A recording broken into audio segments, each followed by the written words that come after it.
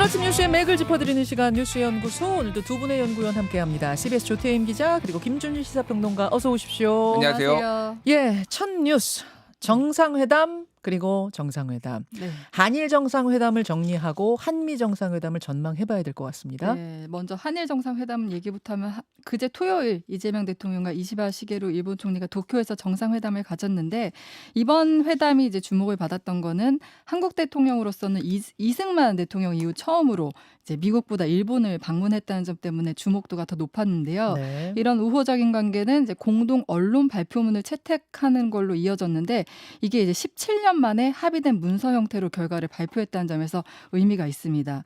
한일 정상회담은 3시간 30분가량 그러니까 장시간 이어졌는데요. 큰 틀에서는 셔틀 외교 복원, AI 같은 이제 경제 분야나 뭐 저출산 문제 등 이제 사회 문제에 대해서 협의체를 출범하고 안보 분야에서는 한미일 공조 강화를 재확인했다 이렇게 볼 수 있고요. 그리고 이제 관심을 갖는 것 중에 하나가 이제 과거사 문제인데 과거사 문제와 관련해서는 이른바 이제 김대중 오부치 선언으로 불리는 1998년 21세기의 새로운 한일 파트너십 공동선언을 포함해서 역사 인식에 관한 역대 내각의 입장을 계승하겠다 확인을 했고 이 내용이 이제 문서에도 담겼어요. 예. 근데 문제는 이제 과거사와 관련해서 이 이상의 언급은 없었습니다. 그러니까 이시바 총리 지난 8.15 패전일 추도식에서 반성을 언급하면서 좀 관심을 모았는데 네. 이번 회담에서는 이와 같은 이제 추가 언급은 없었고요. 이외에 이제 일본이 관심을 갖는 일본 수산물 수입 문제나 오염수에 대한 부분도 이제 발표에 나온 게 없는데 이와 관련해서 위성락 안보실장 설명은 과거사 문제에 대해서 많은 시간을 할애해서 논의했지만 뭐 합의 도출을 위한 건 아니었다라고 설명했고요. 그리고 일본산 수산물 수입 규제 완화에 대해서도 이제 포괄적으로 논의했지만 구체적으로는 논의 안 했다. 그러니까 어떻게 보면 민감한 문제에 대해서는 좀 피했다 이렇게 볼 수 있습니다. 예. 그러니까 어떻게 보면 한일 양국 모두 지금 갈등 요소는 배제하고 미래 협력에 집중하려 했다 이렇게 볼 수 있는데요. 우리 정부 입장에서도 한미 정상회담 직전에 이제 한일 정상회담이 있었던 만큼 이제 협력 모멘텀을 확보하려 했다 이런 것으로 보이고요. 하지만 이제 정의기억연대나 민족문제연구소 등 이제 시민사회는 역사 정의를 외면했다 이런 비판 성명을 내기도 했습니다. 예. 자, 일단 한일 정상회담을 이 한미 정상회담 앞에 배치한 건 미국을 의식한 어떤 전략적인 행보라고 봐야 되는 거죠. 그렇죠. 이제 한일 관계 발전을 통해서 한미일 협력 공고히 하겠다 이런 의지를 밝힌 건데 그 한일 정상회담 공동 언론 발표문에도 한일 관계 발전이 한미일 공조 강화로 이어지는 선순환을 계속 만들어 나가겠다 이렇게 밝혔거든요. 네. 이번 회담에서도 양 정상은 대미 전략을 공유하고 회담에서 이시바 총리가 트럼프 대통령 회담 당시 경험을 이제 공유를 했다고 해요. 그렇죠. 느낀 점 등도 얘기했다고 팁을 하고요. 줬다는 거죠, 지금. 네, 맞습니다. 예, 예. 근데 그게 어느 정도나 구체적일지는 알 수 없지만 어쨌든 이제 그런 얘기를 했다고 하고요. 네. 사실 이제 진짜 본 게임이 한미 정상회담은 이제 우리 시간으로 오늘 밤 이제 자정에 진행이 돼요. 예. 이재명 대통령 조금 전 새벽 4시에 미국 워싱턴에 도착을 했고요. 이번 순방에 이제 강훈식 대통령 비서실장까지 합류하면서 위성락 안보실장, 김용법 정책실장, 그러니까 3실장이 모두 워싱턴에 향하게 되면서 대체 무슨 일이 있는 거냐 이제 관심을 받고 있는데 보통 이제 비서실장은 국내에 남아서 이제 국내 상황을 관리하는 게 관례인데 네. 이번에는 이례적으로 다 동행을 하면서 그렇죠. 그만큼 지금 협상이 좀 뭔가 긴박하게 돌아가고 있는 거 아니냐, 잘 안 되고 있는 거 아니냐 이런 우려가 나오고 있는 상황이에요. 이와 관련해서 뭐 농산물 개방 문제 나오고 있고 또 그 우리가 앞서 관세 협상에서 3,500억 달러 투자와 관련해서 미국에서는 좀 더 구체적으로 문서화하는 걸 원한다 뭐 이런 얘기들도 나오고 있는 상황입니다. 지금 이제 한미 회담에 맞춰서 재계 총수들도 지금 총 출동해서 네. 그야말로 정말 총력전을 펼치고 있다 이렇게 볼 수 있습니다.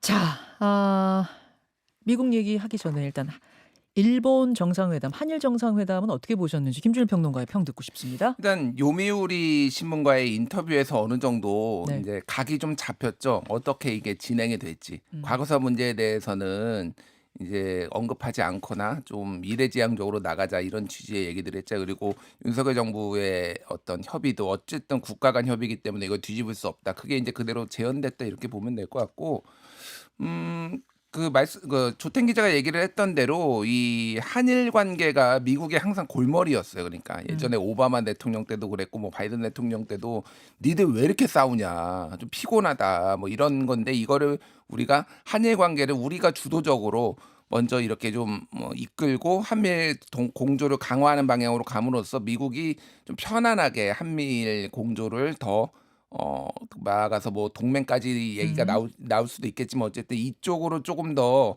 좀 일종의 인제 뭐 보따리까지는 아닌데 굉장히 좀 안심을 시키는. 왜냐하면은 미국에서는 지금 이재명 정부가 친중 성향이 아니냐, 그리고 친북 성향이 아니냐 이런 의심들을 좀 하고 있거든요, 예. 실제로. 그러다 보니까 그런 것들을 좀 의식했고 그 뭐 여러 가지 인제 디테일들을 보면은 이시바 총리가 인제 카레를 접대를 했다라는 거예요. 네. 근데 뭐 이시바 총리는 대학 시절 4년 동안 내내 카레만 먹었다고 합니다.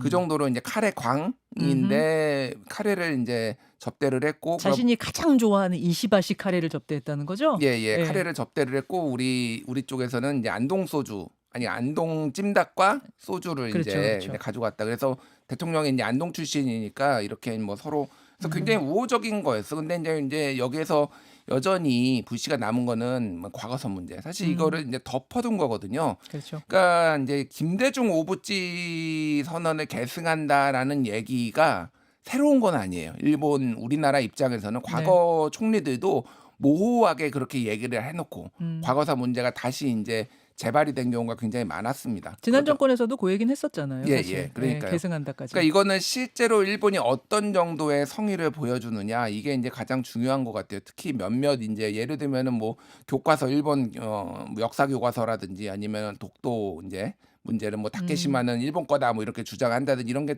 계속 반복이 된다라면 한일 관계는 조금 더 다시 삐걱될 가능성이 있지만 일단은 지금은 안정적으로 이시바 시게루 총리를 면을 세워주면서 안정적으로 가는 거를 택했다라는 건데 실용을 택했다 이렇게 보시는 거죠? 그렇게, 한미 예. 정상회담 앞에 실용을 택했다. 근데 금요일 날 제가 소개를 해드렸지만은 국내에서 인제 정의기억연대 네. 민족문제연구소 이런 쪽에서 인제 지금 반대 목소리를 강하게 내고 있어서 그거 문제는 그러면 국내에서는 어떻게 인제 위안부라든지 강제징용공이라든지 어떻게 이제 달랠 것인가 이 문제도 남았고 또 하나는 이시바 시게루 총리가 그렇게 안정적이지가 않아요.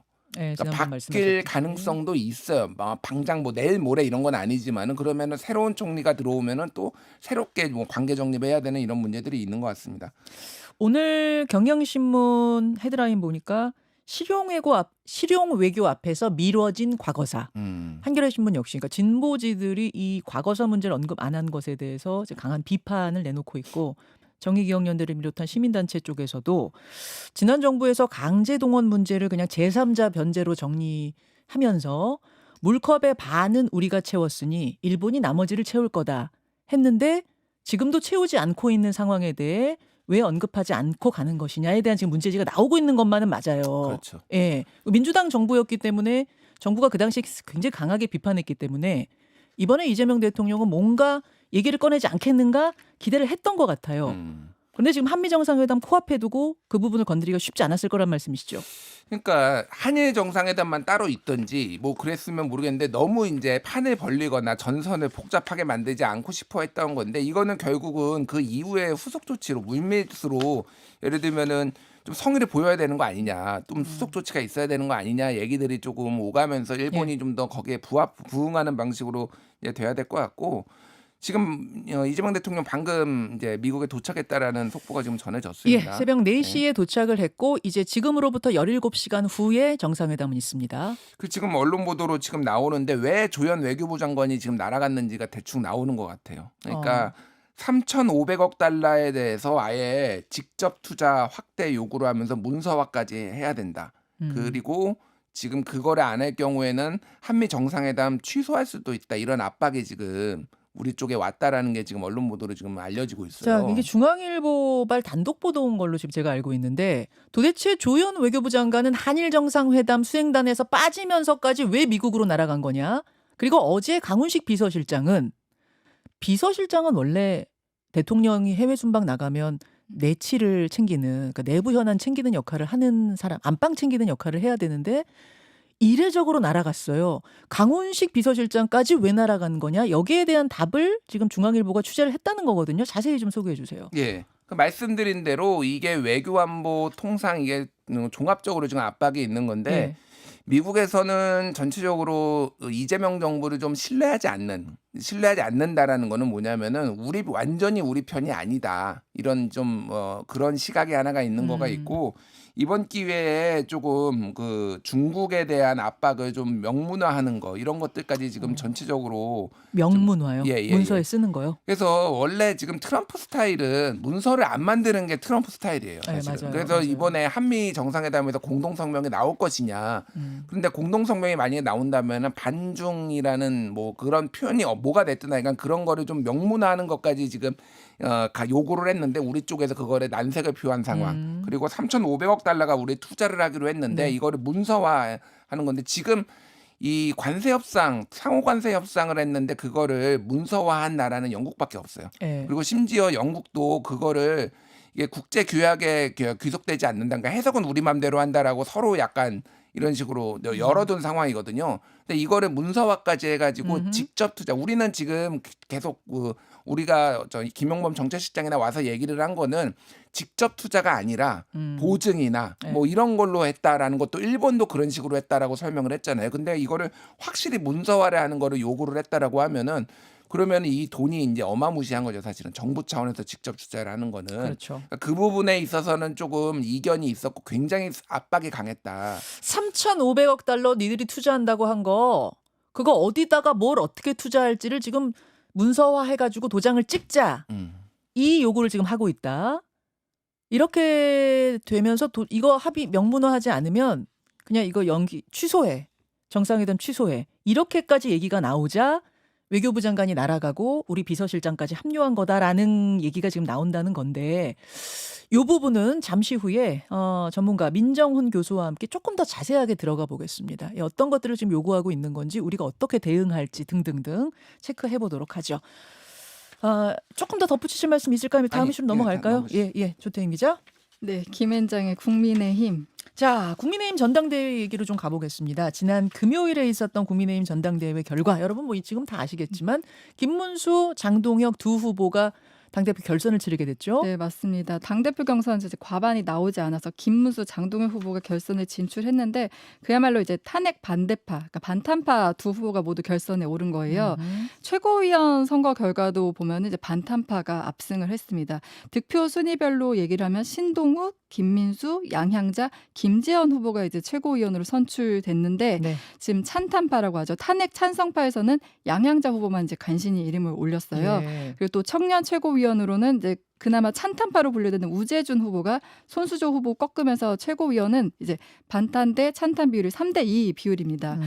어떻게 보면 친한파, 그러니까 찬탄파의 대표 인물로 꼽혔던 김근식 후보가 김지현 후보에 이제 1,400표 정도 적게 나오면서 이제 떨어졌거든요. 아슬아슬하게 네, 떨어졌어요. 맞습니다. 김근식 후보가 떨어진 게 사실은 파란이었습니다. 김근식 후보는 이제 대충 다들 이제 상수다 이런 네. 얘기를 했었는데 수석이냐 아니냐 이 얘기를 할 정도로 상수로 놓고 있었는데 떨어졌단 말입니다. 이 분위기가 조금 지금 분석 대상인 거죠? 맞습니다. 그래서 이번 결과를 듣고 완전 이제 지도부의 무게추는 반탄으로 기울였고 예. 책임당원 투표율이 80%였잖아요. 예. 이번에 그 반탄 후보들이 압도적으로 선전했다는 거는 상대적으로 중도 그 지지층들이 좀 이탈했거나 투표에 참여하지 않았다 이렇게 보는 분석이 많고요. 지금 어떻게 보면 이제 당 대표 이제 김문수 후보나 장동혁 후보 누가 되든 네. 이제 강경 대여 투쟁 노선 강화될 것이다 이런 전망이 나오고 있습니다. 장동혁 후보하고 김문수 후보가 결승으로 갔다는 얘기는 이제 1, 2등을 했다는 얘기인데 누가 1등인지는 아직 모르는 거죠. 그건 이제 공개하지 공개하지 않고 있는 않죠. 상황이라서 그래서 예. 이제 결선 투표에서 그 표심이 이제 어떻게 보면은 찬탄파의 표심이 어디로 갈 것인가 그게 가장 중요 변수가 됐다 이런 해석 나오고 있습니다. 김준일 평론가. 예. 저는 이제 장동혁, 김문수 누가 1등으로 올라간지는 모르는데 공식적으로는 모르는데 최고위원 득표수를 쭉 보면 말이죠. 김문수 후보가 4등으로 아슬아슬하게 붙었어요. 그러니까 청년 최고는 따로 하는 거니까 김재원 후보가 김재원 후보. 김재원 후보가 아슬아슬하게 4등으로 최고위원이 됐단 말입니다. 근데 김재원 최고가 누구냐? 김문수 후보의 최측근이잖아요. 예. 최측근인데 지금 4등으로 아슬아슬하게 붙었다. 이게 좀 의미하는 바가 있지 않은가 이런 생각이 들더라고요. 그러니까 제가 이제 댓글쇼에서 예. 지난번에 한번 말씀드렸는데 김근식 후보 이거 안심하기 힘들다 떨어질 수도 있다 지금 그런 상황이 얘기 하셨었어요. 예. 그게 이제 현실이 됐어요. 이게 지금 8대 2잖아요. 여론조사하고 그러니까 당심 8, 예. 민심 2. 김근식 후보가 이거를 이제 득표율로 환산을 하면은요. 선거인단 투표, 당원 투표에서 12.3을 얻고 여론조사 결과로 10.99, 11을 얻었어요. 그래서 여론조사가 더 덜 나왔어요. 무슨 얘기냐면은 이 여론조사가 지금 완전 짠물이라는 거예요. 그러니까 실제 여론조사에 이 당원을 제외한 나머지의 여론조사에 응답하는 사람들이 오히려 당원보다 더 강성인 게 지금 응답을 하고 있다라는 겁니다. 그러니까 중도 원래 무당층, 중도 무당층까지는 여론조사 대상에 넣잖아요. 예. 국민의힘 전당대회에서. 그러니까 민주당 지지합니다 이러면 전화 끊는데 무당까지는 넣거든요. 근데 그 무당층들조차도 지금 관심이 떨어졌을 것이다 이렇게 보는 거예요. 응답을 안 하고 사실상 당원들이 다 지금 이거 할당량 제가 좀 전에 듣기로는 이거 할당량 채우기도 쉽지 않다. 이 여론조사 같은 경우에는 네, 그렇게 좀 쉽지 않을 정도로 국민의힘 지지층 아니면은 당원들 사실은 이제 당원들은 배제되게 돼 있는데 여기에서는 이중으로 투표하게 돼 있으니까 뭐 참여했다라는 얘기도 있을 정도로 그러니까 이중으로 투표 못하게 돼 있는데 어쨌든 그런 상황이라는 거예요. 그래서 이게 지금 김문수 후보가 이미 여의도에서는 김문수 후보가 지금 그러니까 당원 투표도 그렇고 2등으로 올라갔다라는 소문이 파다해요. 그러니까 소문이. 그러니까 지금 굉장히 급해서 한동훈 후보 측에 좀 SOS를 친 거다라고 보여지고 이게 지금 알 수가 없을 것 같습니다. 무슨 얘기냐면은 워낙 지금 강성들인데 지금 최근에 어제였네 그 TV 토론에서 나온 얘기를 보면은 김문수 후보는 그러니까 소위 말하는 탕평책을 얘기했어요. 뭐 그러니까 찬탄도 다 품고 가겠다. 소위 말해서 한동훈계도 다 품고 가겠다라는 거고 장동혁 후보는 오히려 이제 다 내칠 사람은 내치겠다. 내부 총질하는 사람 내치겠다라고 한 거거든요. 지금은 워낙 강성들이 세게 나오다 보니까 김문수 후보가 이거를 탕평책을 하는 게 이게 도움이 될 건가? 이 정도로 김문수를 기존에 지지했던 사람들도 실망하는 거 아니야? 이런 얘기가 나올 정도로 지금 까보지 않으면 소위 말해서 누가 더 짜냐 대결이다. 예. 그런데 이제 이게 어쨌든 한동훈계의 지지자들 쪽 뭐 이렇게 좀 얘기를 들어보면은 거의 울면서 김문수에 투표하고 있다. 이런 얘기를 그나마다 들려요. 막 이런 식으로 예, 말하는 그러니까 거예요. 왜냐면 그 지지자들은? 차악을 피하는 게 낫겠다 이런 식으로 이제 페이스북에 그러니까 한동훈 대표가 올렸는데 이거는 누가 봐도 차라리 김문수를 찍어라라고 다 그렇게 해석을 한다라는 거예요. 그 SNS 한번 볼까요? 예. 한동훈 전 대표가 주말 사이에 올린 SNS를 한번 보겠습니다. 뭐라고 올렸냐면은 SNS 차악을 피해야 된다. 그 SNS가 준비가 아직 안 됐을까요? 예, 아직 준비가 안 됐군요. 차악을 피해야 한다라는 그러니까 김문수 지지합니다 이렇게 쓴 건 아니에요. 근데 해석을 해보자면 그렇게 느껴지는 SNS를 올렸고 그다음에 그 안철수 후보하고 김문수 후보가 또 만났잖아요. 그것도 의미하는 바가 있고 지금 김문수 후보가 결국 안철수 누굽니까 조경태 후보를 밀었던 그 표를 지금 흡수하기 위해서 굉장히 애쓰고 있다. 이렇게 보면 되는 거죠, 조태인 네, 기자? 맞습니다. 실제로 이번에 투표 그 참여자를 보면 한 34만 명 정도인데 이게 지난해 전당대회 40만 명이랑 비교하면 한 7만여 명이 줄어든 거예요. 그러네요. 어떻게 보면 그 줄어든 표가 어떻게 보면 그 좀 중도 성향의 표가 이제 빠져나갔다 볼 수 있는데 지금 어제 이제 모바일 투표가 이뤄졌거든요. 근데 첫날 투표율이 39.75%. 그러니까 지난 1차 그 결선 앞두고 1차 선거 앞두고 20일 진행됐던 모바일 투표율이 37%였어요. 그것과 비교하면 2%포인트가 지금 오른 거거든요. 네. 이것과 관련해서 최악은 막아야 된다는 이 표심이 들어온 것인지 이것과 관련해서 좀 한국 결과를 좀 봐야 될 것 같습니다. 지금 한 청취자가 이렇게 질문 주시네요. 근데 장동혁 후보나 김문수 후보나 비슷한 거 아닌가요? 두 쪽 다 탄핵 반대했던 반탄파하고 강성이고 똑같은 거 아니에요? 라고 얘기하시는데 자, TV 토론에서 두 사람이 어떤 답변을 했는지를 좀 보면 알 수 있을 것 같아요. 공천을 한다면 누구에게 공천하시겠습니까? 전한길, 한동훈.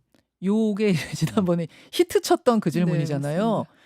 장동혁 후보는 전한길 씨를 골랐던 거 여러분 기억하실 겁니다. 그때 장동혁 후보한테만 앵커가 질문했거든요. 근데 그제 있었던 TV 토론에는 김문수 후보한테만 네, 질문했죠. 맞습니다. 그거 준비됐나요? 들어보시죠. 내년 선거 때 한동훈 전 대표와 전환기 씨 중에 반드시 한 명을 공천해야 한다면 누구에게 공천을 주는 게 좋겠습니까? 한동훈 대표죠. 네. 뒤에 설명은 뭐였어요? 한동훈 대표는 이제 우리 당의 자산 중에 한 사람이다 이렇게 설명했고요. 그리고 또 하나 어떤 질문이 있었냐면 지명직 최고위원을 누구로 할 것이냐. 이 지명직 최고위원은 당대표가 할 수 있는 거거든요. 예. 여기에 김문수 후보는 찬탄을 뽑는다는 것도 좀 고려해보겠다라고 했고 장동혁 후보는 저와 같은 생각을 가진 분을 지명하기 그 선명성을 더 강조를 한 거죠. 그래서 어떻게 보면 결선 투표를 앞두고 두 후보의 선거 전략이 완전히 다르다 이렇게 볼 수 있습니다. 알겠습니다. 이 이야기 오늘 2부 정치 맛집에서 좀 더 자세하게 분석해보고요. 세 번째 이슈 넘어가죠. 네, 한덕수 전 총리 구속영장 청구. 예, 12.3 비상계엄 사건을 수사하는 조은석 특검팀 한덕수 전 총리에 대해 구속영장을 청구했습니다. 네, 어제 저녁 한 6시가 다 된 시간에 내란 특검팀이 이제 구속영장을 청구했다고 밝혔는데 네. 전직 총리에 대한 구속영장 청구는 이번이 처음이고요. 지금 한 전 총리에게 적용된 혐의는 6가지인데 그중에서 이제 대표적으로 내란 우두머리 방조, 위증, 허위 공문서 작성 등이 있어요. 핵심은 이제 위헌 위법한 계엄 선포를 막지 않고 방조했다는 점, 그리고 다른 하나는 사후 계엄 선포문 작성 폐기하면서 이제 합법적인 외피를 씌우려 했다 이런 의혹이거든요. 특검팀은 국무총리가 단순히 대통령을 보좌하는 게 아니라 이 대통령 권한 남용을 견제할 의무가 있는 제1의 국가기관이라 이런 점을 강조를 했어요. 그러니까 못 막은 게 아니다, 막지 않았다, 그러니까 적극적인 방조였다고 보고 있고요. 그 위증 혐의도 좀 무겁게 보고 있는데 계엄 선포문 본 적이 없다고 증언했다가 네. 이제 지난 19일 조사에서는 윤 전 대통령에게 직접 받았다 이렇게 말을 뒤집었고요. 또 사후 선포문에 서명을 했잖아요. 특검은 여기에 대해서 이제 증거인멸 행위라고 보고 있습니다. 26일에서 27일 사이에 이제 영장 실질 심사 이뤄질 것이라는 관측 나오고 있습니다. 영장 실질 심사 이루어지고 이제 구속이냐 아니냐가 정해지고 나서 네. 이 얘기는 조금 더 다시 길게 나눠보도록 하죠. 일단은 영장이 청구됐다는 것까지만 짚겠습니다. 두 분 수고하셨습니다. 감사합니다. 김현정의 뉴스쇼는 시청자 여러분의 참여를 기다립니다. 구독과 좋아요, 댓글 잊지 않으셨죠? 알림 설정을 해두시면 평일 아침 7시 10분 실시간 라이브도 참여하실 수 있습니다.